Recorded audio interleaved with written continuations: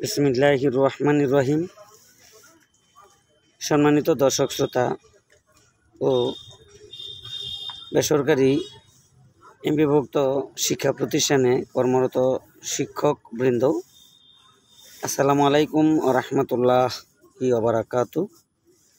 আজ আমি আপনাদের জন্য বদলি সংক্রান্ত অর্থাৎ সর্বজনীন বদলি বিষয়ে একটি নিউজ আজ প্রকাশিত হয়েছে। যে নিউজটির সাবস্টেন্স নিয়ে আমি হাজির হয়েছি।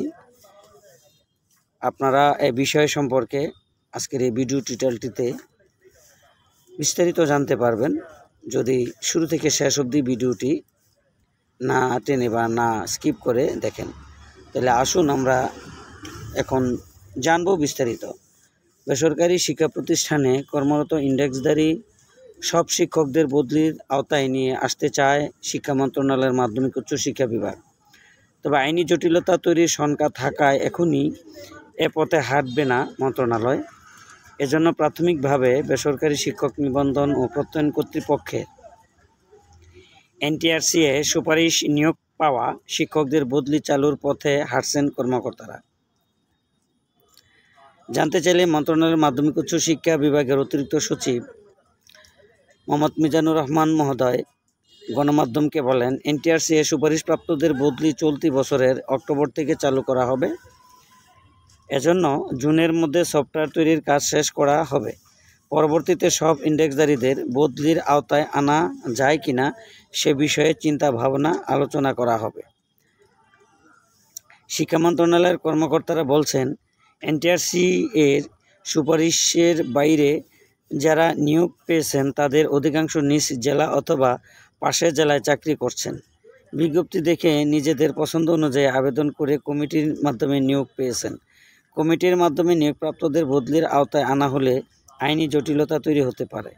সেজন্য আপাতত তাদের বদলির বাইরে রাখা হয়েছে। তাদের মতে NTRCA-র সুপারিশের নিয়োগপ্রাপ্তরা মেধা তালিকা অনুযায়ী সফটওয়্যারের মাধ্যমে স্বয়ংক্রিয়ভাবে নিয়োগ সুপারিশ পেয়েছেন। তাদের কারো বাড়ি বরিশাল, সুপারিশ পেয়েছেন বগুড়ায়। অল্প বেতন সহ নানা কারণে তাদের বদলি জরুরি। এজন্য NTRCA-র সুপারিশপ্রাপ্তদের বদলির বিষয়টি গুরুত্ব দিয়ে বিবেচনা করা হচ্ছে। নাম অপ্রকাশিত রাখার শর্তে শিক্ষা মন্ত্রণালয়ের এক কর্মকর্তা গণমাধ্যমকে বলেন, NTRCA সুপারিশপ্রাপ্তদের বদলির কার্যক্রম শুরুর পর ইন্ডেক্সধারী সব শিক্ষককে বদলির আওতায় আনার বিষয়ে সংশ্লিষ্টদের সঙ্গে আলোচনা করা হবে। আলোচনায় কী সিদ্ধান্ত হবে সেটি আগাম বলা সম্ভব নয়। তবে মামলাসহ অন্যান্য জটিলতা এড়িয়ে তাদের বদলির সুযোগ দেওয়া সম্ভব হলে আমরা সেটি করব। তো এই ছিল আজকের এ পর্যন্ত ভিডিওটির বিষয়বস্তু। তো আশা করছি ভিডিওটি আপনাদের অনেক উপকৃত হয়েছেন। তো এখনও পর্যন্ত চ্যানেলটি যারা সাবস্ক্রাইব করেনি তারা দ্রুত চ্যানেলটি সাবস্ক্রাইব করে নেবেন, কারণ এই চ্যানেল থেকে আপনারা অনেক কিছু শিক্ষা আপডেট নিউজ সম্পর্কে ধারণা লাভ করবেন। তো আজকের মতো ভিডিওটি এখানেই রাখছি। আল্লাহ হাফেজ।